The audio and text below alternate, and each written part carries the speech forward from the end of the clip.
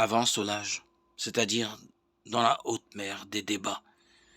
Y a-t-il profondeur comparable à l'abîme de la richesse, de la sagesse et de la science du Fils de Dieu? Romains 11, 33. À la proclamation de sa filiation divine. Nous sommes conduits pour contempler le Fils de Dieu, ressuscité, l'Esprit Saint répandu en nos cœurs. Quels sont ces filets des apôtres que le Christ ordonne de jeter? N'est-ce pas l'enchaînement des paroles, les replis du discours, la profondeur des arguments qui ne laissent pas échapper ceux qu'ils ont pris?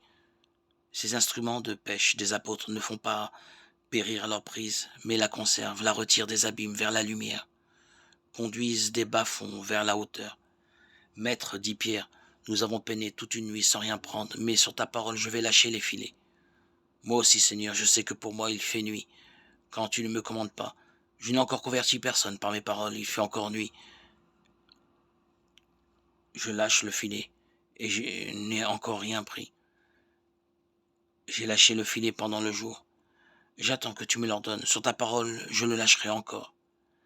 La confiance en soi est vaine, mais l'humilité est fructueuse.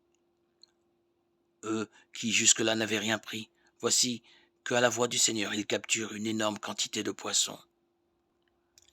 Et l'ayant fait, ils capturèrent une telle quantité de poissons que leur filet allait se déchirer. Ils firent signe à leurs compagnons de l'autre barque de venir les aider. Ceux-ci vinrent et ils remplirent les deux barques à tel point qu'elles s'enfonçaient. À cette vue, Simon-Pierre tomba aux genoux de Jésus en disant « Éloigne-toi de moi, Seigneur, car je suis un homme pécheur. » Évangile de Jésus-Christ selon saint Luc, chapitre 5, 1, 11.